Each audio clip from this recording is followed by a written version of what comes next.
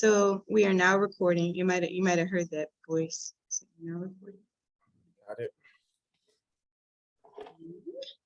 I will share. Can you see the screen? Yes, I can. We are about to discuss what is critical thinking. So sorry for any things that pop up, like email. So you can kind of guess what critical thinking. Have you guys discussed critical thinking in any of your other classes or just around the way? Briefly, Yes. Yeah. not we haven't had like a lesson on it, however, but we've discussed it in other classes. Okay, good. And then somebody said yes. Was that Christian? Or? Yes. I think it was it's actually for my ethics class I'm taking this semester. Oh, good, good. Well, it's a life skill. So it frankly, it doesn't matter where you decide to work or what you end up deciding to do. Critical thinking is such a great asset, essentially, that if you can do what it says on the screen, if you can analyze, right? Synthesize, meaning like break it down and make it make sense, right? You can break it down into parts and explain it, that you can use judgment, which in your book that you're reading now, it talks a lot about the difference between being judgmental and judgment, right? And that you can interpret and understand it, make it make sense, and then you can therefore draw a conclusion. That's what critical thinking is, right? So what does it mean? So for some people, it's skepticism, but that's not what it is, right? It's not a lack of trust or habitual skepticism, but it goes beyond that. It's better than that. It helps you do these things that I bolded, right? It helps you conceptualize a concept. Can you conceive it? It helps you apply, meaning execute it, do it. It helps you analyze, break it down from complexity into smaller parts that people understand. Kind of like when I'm talking about a concept in class, I can help people take a big concept, break it down and help people understand and synthesize it, meaning I just make sense of what's in front of me and find the meaning. That's what synthesis means. So critical thinking should guide your beliefs and your actions as you do journalism, as you gather facts, as you observe your environment and what's around you, as you actually experience things. So maybe you actually go on the 50-yard line, right? As you experience things, you critically think around what's around you, who's around you, why they're around you, why things are built the way that they're built. You start asking these questions that helps you think and reflect on the people, the places, the things, how you communicate, and how you reason. That is critical thinking in a conversation. So critical thinking, if you think of nothing else, like you walk away, think of critical thinking means you think independently. It's not put in front of you and you automatically accept it as truth. Instead, you think for yourself. So that means you're avoiding groupthink. What is groupthink? Is when a group of people desire for harmony and conformity so much that it becomes dysfunctional and everyone just jumps on board, right? They, in their decision making and their outcomes, they just do what the group they think will either like or just cause peace and harmony. And we don't want to do that. We don't want groupthink. Instead, we want to think independently. We want to be open-minded and have a willingness to be fair when we think about things and consider what you normally would not consider, right? Think about what you normally would not think. Maybe even be open-minded to try something you normally wouldn't try. You're gonna be open-minded. That means you're gonna explore. And when you explore, you go deeper, you explore your thoughts and your feelings, you find out the root causes of things. So we don't just stay surface level, we find out the root causes of things and the external and environmental factors, meaning what's affecting, what's happening around us. And so critically thinking, right, means that you read critically. So when you read something, I'm going to think independently and ask the questions. I'm going to be open-minded. I'm going to wonder. I'm going to be curious. I'm going to think critically and I'm going to clarify, right? And it means that I want to be clear on beliefs, meaning that I want to understand what other people think. I want to understand how other people feel. I want to understand the issues that's in front of me. And I want to be able to give context and explain the things that perhaps before I didn't understand or didn't believe in.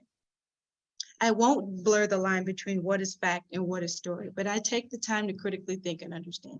And so as a journalist, you'll evaluate, you'll set the standard, you determine what is actually credible sources and what's not through critical thinking. You don't just accept what someone says, right? You think about it. You think about the source, where it's coming from, why they're saying what they're saying, why they're doing what they're doing. Why do they believe what they believe?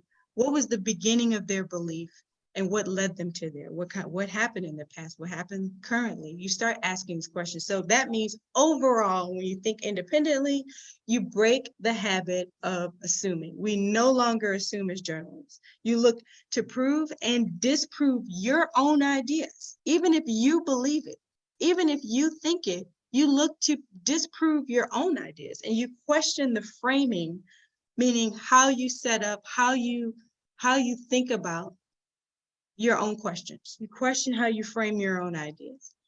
Does that make sense? Yes. Yeah. If nothing else, I want you guys to think for yourselves. So if something's on the internet and you read it, what source did it come from? Who said it? Why did they say it? Why do they believe that? Where did they come from? What is the opposite opinion? Is that opposite opinion worth talking about and valid? Think in that way. So that means just like the book you're reading, which we'll talk about in the next class, you ask yourself a whole lot of questions as a journalist. It's required. So you question your beliefs, how you frame conversations. So when you're having a conversation or you're doing an interview, why are you asking and communicating the way that you are asking and communicating, right? Why did you add information in the story that you added? Why did you leave out the stories that you decided perhaps not to write, or the information you decided not to include? Do additions and subtractions unfairly slant the story or the conversation? Does it drive it in a specific direction? Do you need to be doing that? Is that fair and balanced? So why did you add this information, right? Where's the diversity in the storytelling or conversation? Do you have different people, different stories? Do you have multiple points of view and voices, by voices meaning quotes of people? And rarely are things binary. What does binary mean? Anybody? Take a guess. Like things are black and white. This yes or no, that's a right and a wrong. There's only one construct way of looking at it. Right. So if I say, let's say someone name a singer or an artist or a rapper that they really like. Childish Gambino. Okay, you said Childish Gambino. Yeah. You love Childish Gambino, right? Yeah, I like Okay. him. Why? I think he's very creative, Okay. and he pushes boundaries with his music, and he doesn't go with like what's typically done. Mhm. Even if people consider it to be weird or outlandish, like he still takes those risks. Okay. So let me ask you this question. Is Childish Gambino a good artist? Yes. Is he? Uh, Is he? I'd say so. Okay. Exactly. You'd say so. It can be yes or no. It depends, because it depends on who you're asking. What if I don't like Childish Gambino? It's not yes or no. That's not the answer. The answer is I believe, right? The way I you believe. perceive it, right? The way you perceive it. But it's not one or the other. Yeah. Right? It's not that there's no in between. It's not that there's a black or white. Resoundingly, yes, you said, but it's in your perspective. But as a journalist, I'm going to cover the multiple perspective as a music journalist of what people think about Childish Gambino. Right. That's what I'm going to do. Do people like it? Do people love it? They're not sure about it. They appreciate his social justice mission. Maybe I want to dive into that, why they believe what they do. Do people feel threatened by it? I'm gonna dive into it, because rarely are things binary. Rarely are things black or white, this or that, yes or no, right or wrong. Almost never are they binary. That makes sense? Yeah. Okay. I have a question to that point as well. Yes. So I will see articles where when it comes to the arts, like whether it be film or music, Mhm. they'll say something like they'll kind of interject their personal opinion, like, this movie was good or it was bad. That's not journalism, or that's It is- opinion. It That's is journalism. I think it is journalism because that is a different type of journalism, which you guys will be writing. Yeah. It's a critique, right? I'm sharing. It's clear that it's my opinion. Would you Right. consider that an op-ed, or is that Yeah. something else? Op-ed is a Okay. good example too. Op-ed is a good example too. 'Cause, So if I'm writing a straight hard news story, I'm not writing my opinion, I'm reporting out the facts. If I'm writing a narrative, I'm sharing my story. If I'm writing something like you said, an op-ed or a review, I'm sure that people you have to make it clear to people that this is my opinion. yeah. This is Mm. where I stand. And different types of writing, which you guys will do in the class. So, for example, this is actually one of my favorite, I guess, critique platforms. Pitchfork, they obviously they look at different bodies of music, different albums, mixtapes, all that good stuff. Mhm. And not every so often, every time a notable piece of music comes out, they'll review it, they'll put out a rating, then they'll have an article going over the body of music. Mhm. Would that fall under, I guess, opinion writing? Mhm. It falls under criticism. Okay. It falls. I say I critique what I feel about this, and some people are hired to share their opinion. Most journalists are hired to report their facts, but there are journalists, a set amount of journalists that they're hired to share their insight, and people can disagree with it. Some people will respond to that person's insight because rarely are things binary. Cool. Well, nice conversation. Ozzy, it said your hand was raised. You were That was my good. question. Okay. Yeah. All right. So that means you guys, I want you to promise me this. You're going to allow yourself to be challenged, right? So you're going to recognize when you're being influenced by someone else, right? That they might influence your thoughts. They might influence the story that you understand it and the way you understand it to be, because it's easy to be influenced when you trust a source, right? If you trust a friend, you trust a parent, you trust that you are a business reporter and you call the CEO of this company and you guys have built a rapport over time, you just trust what that person says. It's easy to be influenced and not check the facts. We always check the facts. So that means you are self-aware as journalists to know your strengths, to know your weaknesses, to know your own biases, to understand your privileges, right? Maybe you have access as a man to a particular conversation that a woman would not easily have access to.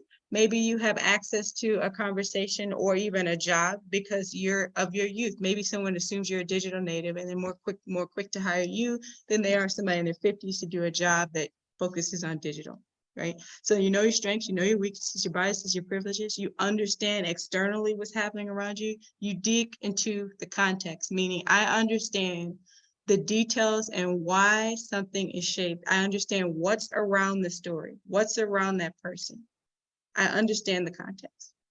So you're going to ask all those questions. So this is an old newsroom adage. If you haven't heard it, if your mother says she loves you, check it out. That's how serious it is. Don't just take mom's word for it. All right. Check it out. That means we're going to Powerful. rethink. Go ahead. I'm I was sorry. a lot of this in the article that we had to read before class. Yes. Yeah. That you said it was in the article? Yeah. Yes, exactly. I'm glad you said that because that's exactly where it came from. Means you read the article. So rethinking. We're going to rethink how we think. We no longer what? We no longer make assumptions. We no longer accept it to be true because it was presented to us. We're going to adjust how we interpret things, meaning we're going to, when we interpret things and we break down things, we're going to break it down. We're going to analyze it. We're going to seek to understand it in its context. And we're going to acknowledge that we filter things through our own biases. And that's everybody. Everybody has their own biases, right? But we can short circuit our ladder of inference. Have you guys had an opportunity to learn what ladder of inference is? No. No? Well, you're gonna love it. What was So that video, right? that was the video. I sent you guys a video. So if you haven't had a chance to watch it, I think it's not that long. It's under 10 minutes.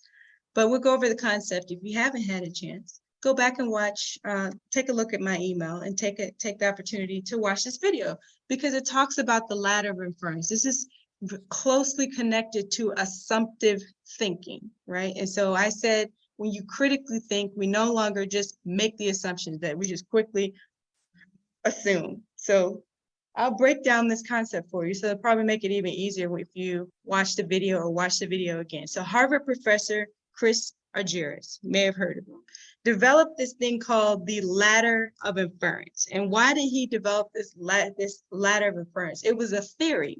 It was a theory to help explain why people look at the same set of evidence, the same information, the same context, yet they draw different conclusions. So how does that happen, right? So a good example would be if you see, let's see, what was the gentleman's name that was shot in the back at the Wendy's? And the police officer, Rayshard Brooks in Atlanta. And so he, the police officer, I think a couple of days, yesterday or day before yesterday, it was decided that that police officer that shot him in the back will not be charged with murder or anything, really, right? That he was justified in shooting him in the back. Now, the truth of the matter is we all saw the same video. And same with George Floyd. We all saw the same video. But people come to different conclusions. Some people say the police officer was justified in shooting this man in the back. Other people are angry and say there was no justification. The man was running away. He was far away. They had his license. Why did he shoot him in the back? He was not justified. Now, the truth of the matter is we all see the same set of evidence. We look at the same video, yet we draw different conclusions. So Chris Argyris, this Harvard professor, looked to explain why people look at the same thing and yet they come to different conclusions. And so this ladder of inference is a theory to help us understand that thousands of times per day we process our engagements, our environments, our interactions almost instinctively. So we make assumptions about the world around us and we infer. Infer meaning we make assumptions and we quickly draw conclusions. So here's the thing. We don't have to infer. We can control how we infer. We can make that process of us just having this reasoning so quick and so automatic. We can control our thinking, our assumptions, and our framing. We have 100% control. And the reason we have control is because we are human beings who have free will. We can be proactive in how we think. And we can control and even short circuit that ladder. So what does this ladder look like? It looks like what you watched in the video. You observe, right? You see data and you filter it. Filtering means it comes through those perceptions, our biases. We then interpret what's around us. We give it meaning. Then we make an assumption. Then we draw a conclusion. And on that conclusion, we take action. That's the ladder of inference. And so what I'm sharing to you is that at the end of the day, you can short circuit your ladder. You have control over your ladder. You do not have to automatically react, automatically assume. You can step back, think independently, be curious, ask questions, and then draw a conclusion, right? And then write a report after you've done the work. So if you've been reading your book, it says focus on learning rather than being judgmental. As journalists, that's what you want to do. Any questions so far?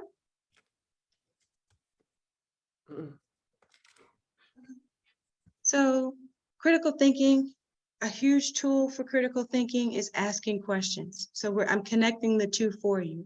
You critically think, meaning you think independently, you discover, you explore. How do I explore? I explore by asking questions. So that means we have to ask powerful questions. Let's change our questions. Instead of being leading, they need to be more open, right? So questions give you power as a journalist or just as a person in general. They direct your thinking. What questions you ask directs the conversation, directs the actions, and therefore that delivers the result. So we have to learn to ask, and we're not going to make an assumption. We're going to learn to ask people the questions, listen without being judgmental, and listen with our listening ears. That's what your book says. You're going to listen with listening ears, not listen with an assumptive heart, right? So we're going to abandon the need to always be right and abandon the need to always have the answers. And instead, we're going to really grasp into the concept that I always have questions, always seeking more context in order to develop a conclusion to write out and report, right? So think mindfully, not reactively, not just quick without much thought. You're going to be thoughtful. And the intention of our questions matter. How you set up an interview, what you ask people, who you ask, how many you ask, the direction of your questions, it all matters. So questions open up our minds, our hearts, our eyes. Questions help you explore and be curious. It helps you get to know other people and understand the context. That's what I want you to see, how important questions are.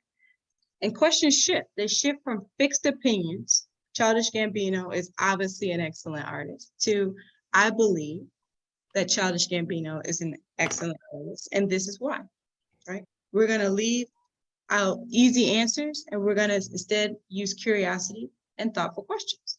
That gives you collaboration, you explore, you discover, you innovate, all through the power of questions. Questions are very powerful. So what comes first? We get the best answers when we ask good questions. Can we get good answers without good questions? Can we get good answers without good questions? No, you cannot.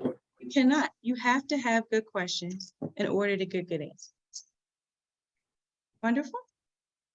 Awesome. So here's what Albert Einstein said, question everything. Question everything. So this is, according to our society, a genius. So let's listen to the genius. We question everything. Not we have the answer for everything. Question everything. Remember, if your mother says she loves you, check it out, right? So with questions, I want you to also remember that what effective communication is, right? More about asking questions, less about telling people, right? Make room, questions make room for new information for you to find out. I learned something new when I ask a question. It allows you to find out what people need and what people are thinking, what they actually think. So again, you need to be self-aware, observe yourself, how you think, your own mindset, your biases, your reactions. Self-awareness is crucial to altering your thinking. Be aware of your weaknesses, your biases, your strengths, your privileges, everything we talked about. And remember, we have the power of choice, regardless of the situation. We can choose how to respond. That means you can short circuit your ladder. You don't have to automatically make an assumption or believe something. And as our book tells us, good judgment versus being judgmental. That means having good discernment, understanding, and seeing things for what they are versus just being critical and fault finding. We want good judgment. We don't want to be judgmental as Jones. All right. What questions do you have? Critical thinking. What questions do you have? Any? Can you guys hear my lawnmower in the back?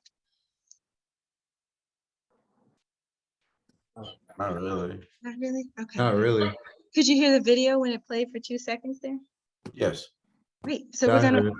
great, wonderful. So we're gonna watch this video. I made my case to you. What is critical thinking? It means thinking independently. It means analyzing, breaking down, synthesizing, meaning I understand, right? The context. I took the time to explore, ask questions, understand.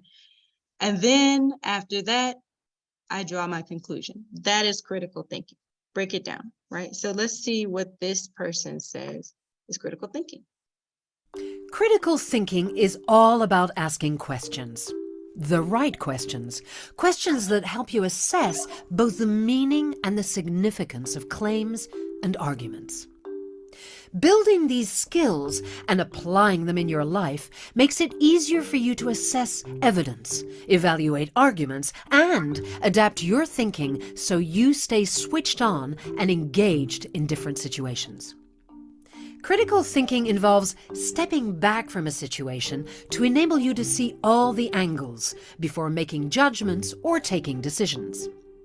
It means identifying the key points, analyzing the sources of information, weighing up different types of evidence, just as a judge and jury would do in a court of law, and putting it all together into your own independent, thought-through point of view. One thing that it's very important to realize is that critical thinking isn't about being critical. And it's about much more than just finding flaws in other people's claims. By itself, that isn't enough to give you an edge. To be a true critical thinker means being creative, reflective, and adaptable, evaluating the evidence to decide for yourself what is accurate, what is relevant, And do I have sufficient information to take a decision on this topic? Thinking critically means taking a stand for yourself. It can be difficult not to be swayed by close family or friends' views on things, or certain beliefs that just feel right.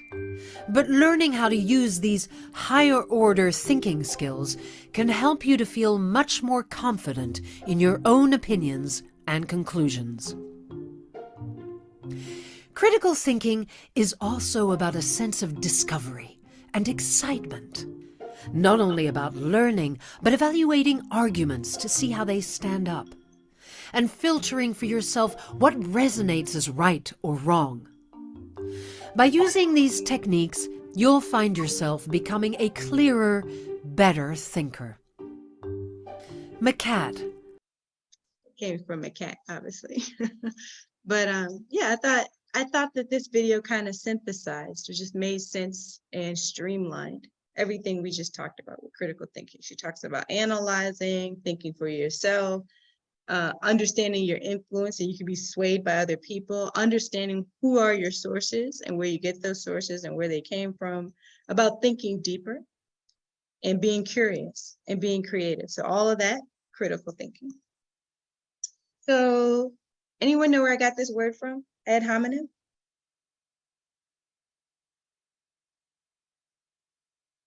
Anyone? It sounds so familiar, like so familiar. Does it? Because it was in your reading.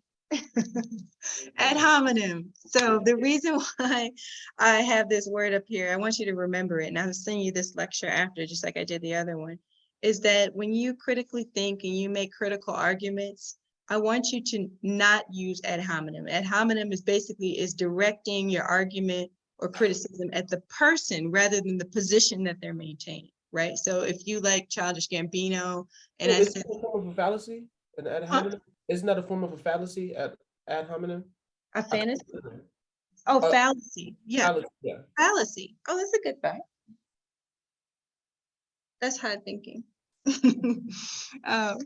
Anyway, so yeah, so I don't want you to direct your arguments or your critical arguments, I should say, at the person. I want you to think when you're writing, when you're creating journalism, and that you may be doing that orally. Maybe you're on television doing that orally, or some type of broadcast meeting. I want you to take arguments against the position that people are maintaining, right? So instead, when we were talking about Childish Gambino, did not say you have no taste in music, right?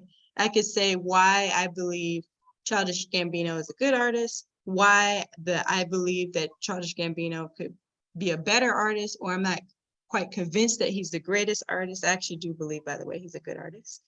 And instead, I'll take up a critical argument, something thoughtful and thought out with detail on my position, and your position versus at the person. So that's me urging you to stay away from directing things at people when you write, and instead always remember the context and the position that they are maintaining. That's what you want to break down for people. And if you're doing something where it's criticism, you're writing about the position, not the person.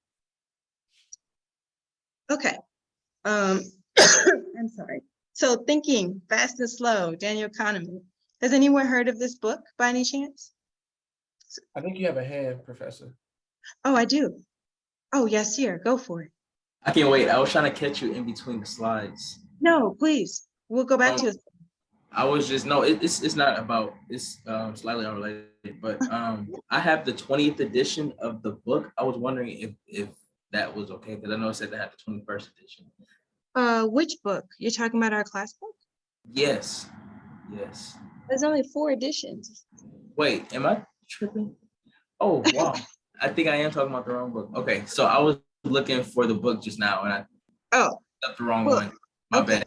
Well, Okay. Our class book is Change Your Questions, Change Your Life. They just came out with the 4th edition. I asked you guys to get the 3rd because literally when class started, it just wasn't available yet. But you can get the 3rd or 4th edition. Basically, the 4th edition might have a little more graphics and things like that, but you won't miss out on anything if you get either. Thinking Fast and Slow is a different book. So this is by Daniel Kahneman. And he's an Israeli-American psychologist and Nobel laureate, won a Nobel Prize. And the reason he won is because he's the founding father of behavioral economics, right? So how the economy and money make us think and feel. How do we react emotionally? How do we feel about it when we deal with money and economics, right?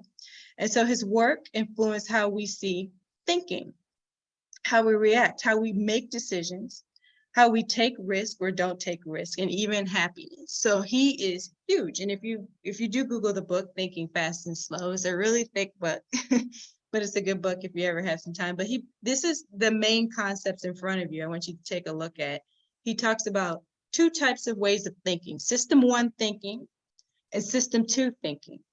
Now, system one thinking might be the way that you thought entering into this classroom that I want you to abandon. It's very fast, right? Almost unconscious, automatic, assumptive, right? You use it often with everyday decisions. You don't really have to think about how to turn or walk into your classroom or on campus at Morehouse. It's automatic. You don't even have to think about it at this point, but you've done it enough. But it's also error prone because we're not subjecting it to critical thinking, right? We're not thinking about why, and is there more, and can I understand it, and can I understand the context, and can I draw a conclusion based on the things that I thought about and analyzed and learned and questioned. It's just automatic. That's system one thinking.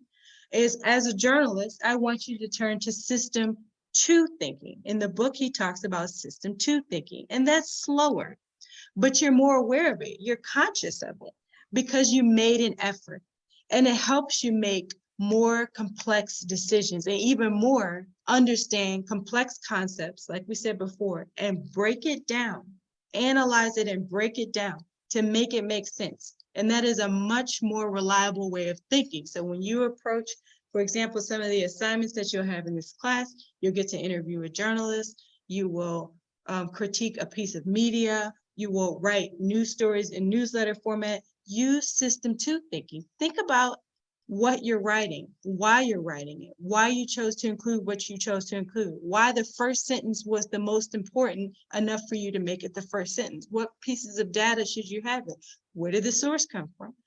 All those things, very effortful thinking, and that is reliable thinking, system two thinking. So I'm asking you to abandon system one. It's natural, but we're moving into system two in this class. Any questions? Is there any instance where system one may be applicable? Yeah. Let's say, for example, system two, maybe that requires, you know, I don't want to say too much thinking because that seems like an oxymoron. Mhm. But Mhm. can you know where I'm going with this? Yeah, I do. I think that's a wonderful question. That is a great question. So I think the answer is in this graphic where it says everyday decisions. You don't really need to think about, you know, how to take a shower or how to put, you know, you don't think well, maybe some people do, too much time on what pair of pants to put on. You automatically drive at this point, right? You just drive. You don't really have to overly think it. And probably if you overly think it sometimes, you're bad. It makes it for difficult driving. Using a cell phone, right? It's system one thinking. It's at this point you can just text, you can just move around the phone. You don't have to overly think on it. But it's important to jump into system two, especially when we're doing things like writing something that the public is going to read and take it as truth, and that it's a resource and they're going to believe it's well researched. That deserves system two thinking, which is why I'm mentioning it in this class. So I'm not asking that you do system two thinking on most driving circumstances, I could see there being some, but I am asking that you always do system two thinking as you write and compile information that the public is going to consume. Does that answer your question? It does. Thank you. So last thought before we go to a video, it's kind of a long video, maybe about maybe like 10 minutes. But my last thought is change your questions, right? Critical thinking, you ask questions. That means you've got to, first of all, be a question asker, not just an answer giver. But then also, how do you ask questions? You ask open-minded, open-ended questions that discover, that explore. Change your questions. I guarantee you'll change your results. That's from your book. So fun exercise. Who wants to volunteer? I can. Why not? Who's I? Ozzy. Ozzy. Okay, sorry, I can't see because I have the screen up. Okay, so you're gonna answer this question for me, okay? Mhm. Why did you take this class? Did you take it to get an easy A? Or did you take it to avoid attending early morning class? Like as in this class, as in like the specific time slot. This class we're in. Why did you take this class? To get an easy A or to not go to early morning classes? Why did you take this class? I took this class because I'm interested in journalism, so I picked it up as a minor, and this class is a requirement for the minor. Beautiful answer. Now, what's wrong with my question? Look at the question. What's wrong with the question? As a journalist. It offers answers that might not be answers to the question. Mhm. Keep going. I heard other people talking too. I was What- gonna say it's closing It's what? the question. Like it's What's the question? Yeah. Is that open-minded? No, This is not an open-minded question. And what I said rarely are things binary, right? it's a binary question. This is a binary question. Did you do it for A? Did you do it for B? Right? I not even conceiving that Ozzy took the class for other reasons, because that he has a bigger roadmap to get a certain degree, right? And that he understands that he has requirements to fulfill to get the degree. That's not considered in this question. So if I was a journalist asking students about a story, about their experience, and I said, well, why did you take this class? You just want an easy A, right? You just try not to get up in the morning. It's not open-minded, as you all said. It's binary, which we don't want, right? It doesn't allow for people to share their real reason, their real context. We're avoiding questions like this. So this question was a setup for Ozzy. Understand? You see what I mean by you have the framing of the question. The way I framed this question was to lead Ozzy to a specific answer. And thankfully, Ozzy critically thought and did not fall into the trap. Your questions are important. The way you frame and set up your questions as a journalist, important, because that's what gives you your results, your answers. Right? All right. So who wants to watch a video? So let me give you a little background. Has anyone heard of Fred Price? Yes, heard of. Yeah, Who is Fred Price? I'm not sure. Okay, so Fred Price, which I'm not surprised you've heard of him. Fred Price is or was a pastor. He actually died of COVID. I don't know if it was a year ago, less than a year ago, but very prominent pastor in Los Angeles, and had an African-American, mostly African-American church, and was, I think, Protestant or Baptist, one of those. And this came out where this 2020 did a story on Fred Price, basically not using critical thinking. It was full of bias. And the story talked about basically how he took advantage of his own congregation and he used all this money, and this is how pastors set them up. Why? Because the journalists believed that in the first place. This is on 2020 ABC, a very prominent magazine television show. And then eventually they had to issue an apology because of this biased report. It wasn't reporting, it was a biased opinion that they put onto a very respected news show. So therefore, this video is the response to that bad reporting. And so we'll talk about the video, and we're going to think critically around the video in this entire situation after you watch the video. Okay? So this is a good example of a news organization not critically thinking and the result.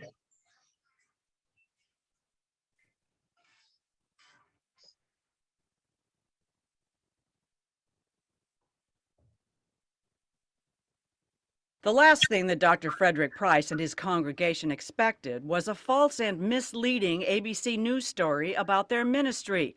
But that's just what they got on March 23, 2007, when ABC's 2020 aired a story on what it called secretive Christian ministry spending. But how much of what you give do they keep? Dr. Price, the Crenshaw Christian Center, and ever-increasing faith ministries were only a small part of the story.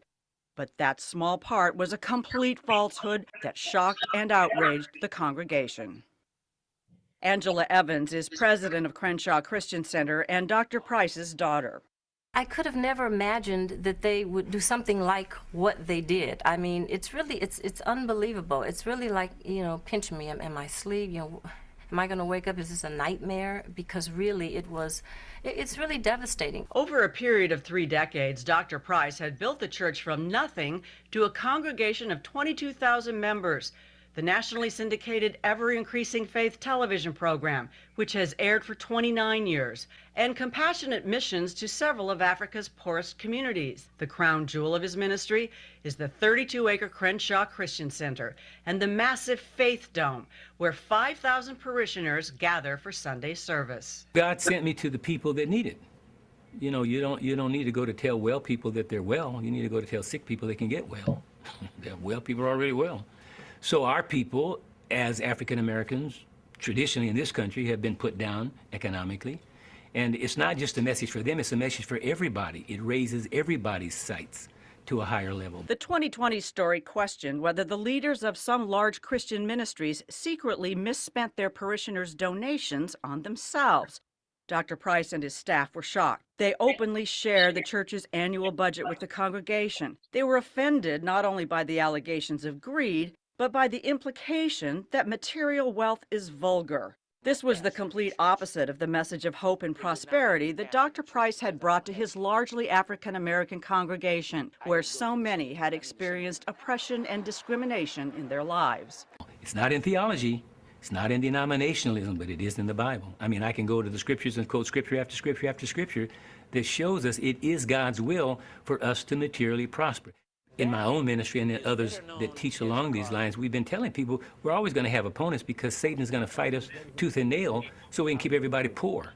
But the worst shock of all was the dishonesty of the broadcast. Here is what 2020 correspondent John Stossel reported. When I get to this church, I know that my money is being put to good, excellent use, without one question. And yet her pastor, Fred Price, boasts that I live in a 25-room mansion. I have my own $6 million yacht. I have my own private jet, and I have my own helicopter, and I have 7 luxury automobiles. So I never... At least he tells people about it, but many preachers don't advertise how well they live. In fact, Dr. Price does not own those things, and he didn't say that he owned them.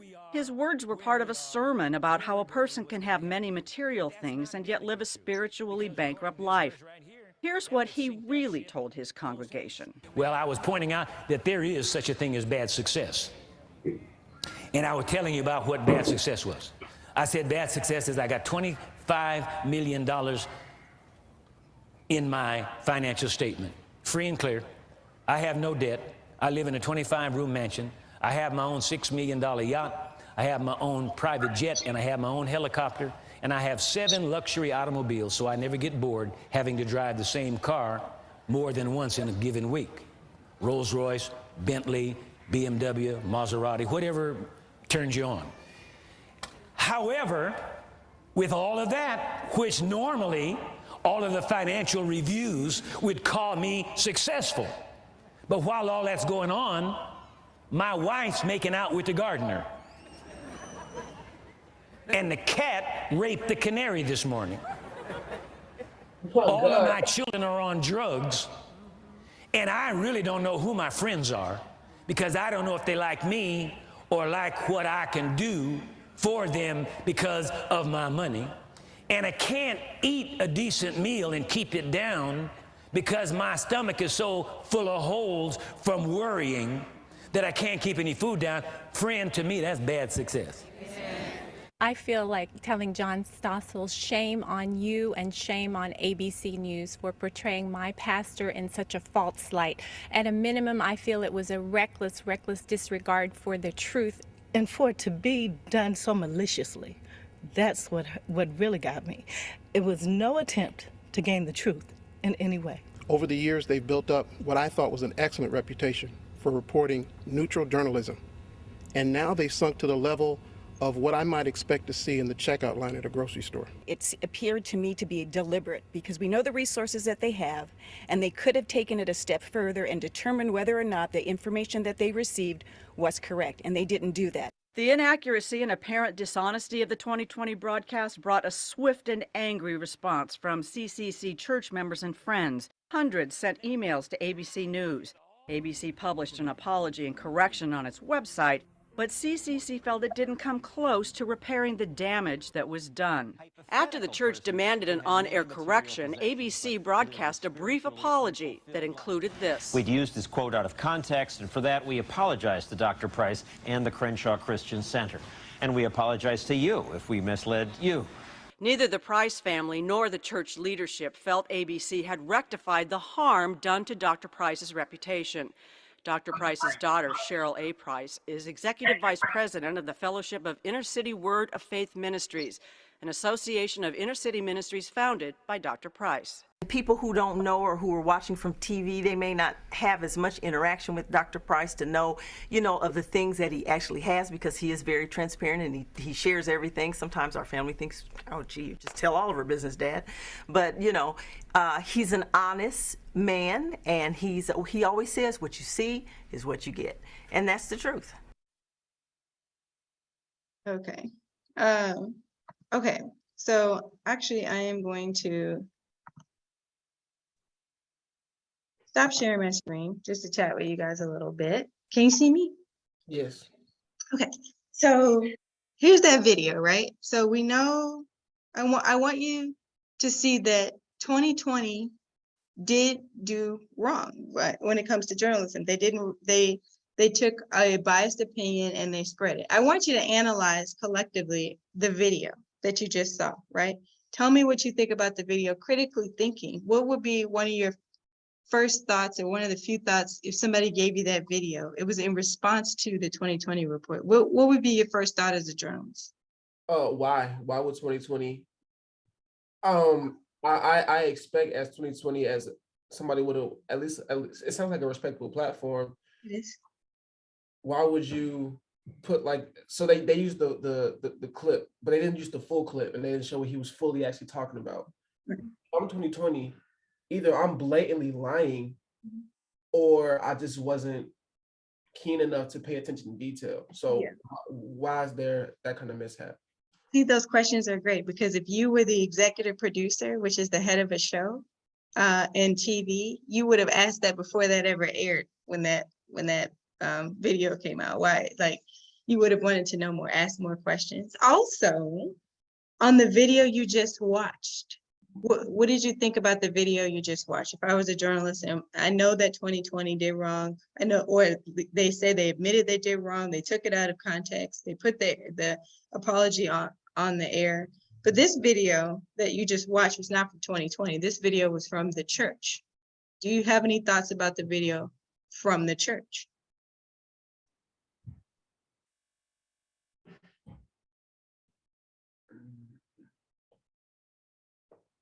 I can see you guys thinking.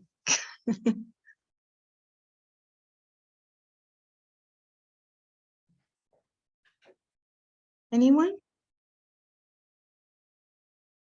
But remember I said what critical thinking means, thinking independently, right? So we just don't take what people say. One of the things I want you to think about with this video is that it came from the church, right? So what did they say? They were like, he's completely honest and he would never tell a lie. He would never deceive you. You would have to take that into account too, if you were a journalist, that number one, the video response is biased. It's biased for the pastor, right? Yeah. In fact, he would never do anything wrong. He, in fact, he overly shares and he's such a good pastor. How could they do that to our pastor? Both are biased, right? And they felt like they believed that they were wrong. In fact, 2020 said we did wrong. And then they put out this video in response. So if I was a reporter writing about this, I would share both sides, right? Basically, if I could see sharing the story of what happened and giving context, and then ultimately how the church and the congregation felt about it, the response that 2020 gave, maybe do some information on where 2020 got the story and how they ended up to that conclusion, so on and so forth. Both videos would provide you some context if you were writing a story. Asir, yes, sir. Yeah, I was gonna say that when I was watching the video, I felt like it was missing a little bit more of this perspective of the company, because it's like I was wondering like, why did they only post this portion? Why did they leave out, was it a time issue? Was it, this, that, and the third, like what happened? Exactly. Kamarli. And to just go back to that point about like the church having a bias, I think it goes back to it depending on who you ask, everybody's gonna have a different a different encounter with Fred Price. And the church is gonna have their version of Fred Price. The guy like in his neighbor could have a different version of Fred Price, and I just want to make that connection. Yes, absolutely. You all are thinking perfectly. That's exactly it. Now, the truth of the matter is, I've actually gone and listened to Fred Price and I've seen him roll up in a Rolls Royce. Yeah. The truth is, this man was wealthy, and this man was wealthy off of the congregation as a job as a pastor. He had a very successful church. So it was not uncommon to see Fred Price roll up in Maybachs. It just wasn't uncommon. So I think that the reporter, I wonder if the reporter knew the wealth of Fred Price, and then basically didn't do the due diligence to explain that, but then made the conclusion and then made the assumptions about all pastors and how they got their wealth and that it was a bad thing. So, but the truth of the matter is, he did roll around in Maybachs. That's the truth. Okay, great. So I'll share my screen. I think my last one is questions for you all. Let's see. Okay, yeah, so we just had the discussion. So that's it. That's my lesson to you on critical thinking. I'd like to know your thoughts. How long did you develop, or how long did it take for you to develop your critical thinking skills, or when did you realize that you need to improve the way you think? That is a great question. So I'll tell you now, I'll be very honest with you. No one, when I was in school learning about journalism, told me the importance of critical thinking, right? And it was more like a on-the-job learning. Well, did you ask this question, or did you talk to these people, or can we add this perspective? Or I was doing a quick Google search and I saw this. Can you go there and get the perspective? That was basically people who knew how to do it better than me, challenging me to think differently. So it wasn't in school, unfortunately, but it was on the job, and I don't think you ever stop learning how to become a better critical thinker. I think that you continuously challenge yourself. You're continuously open-minded. You'll learn new things, discover new things. People will challenge you if you allow yourself to be challenged, and you just get better at asking questions. I don't think it's the reaction we all have. If someone asks us a question or our opinion, we love to give it, right? We don't stop and ask more questions about what they're asking or the situation, or tell me more and then give our opinion. Once we've assessed and analyzed, we just give an opinion. So it's that kind of behavior that's very natural for us to do, that I want us to break, and it seeps right into journalism. But I was very lucky in the fact that people helped me think around it, and then I learned how to think that way as well. So thank you for the question. What other questions do you all have? No? Okay. Well, if you think of questions, let me know. And I'm going to do what I've done for the past couple of classes. I'm going to summarize this for you. I will share this lecture in Google Slide form, and I also share this recording. So if you just want to go back to anything, so it's up to you. I usually put it on YouTube, so you can just play it as you push and scroll through. And then we will meet Tuesday. So I'm hoping that everyone will feel good and feel rested and be able to come to class. So if you need me, you know how to reach me. I will follow up with what you need to read and do for the next class. Continue to read your book, Change Your Questions, Change Your Life. We'll actually get into the book and the assignment that deals with the book in the next class to help you think through it, because you will be critically thinking about what the book sit, basically. So we'll go over the assignment. Sound good? Okay. I guess you guys get off 15 minutes early. Ain't mad at it. All right. Thank you for being flexible. I'll talk to you later. Thank you, Professor. All right, bye-bye. Thank you, Professor. Have a nice day. Go on. Hope you get better. Thank you. You too. Mm.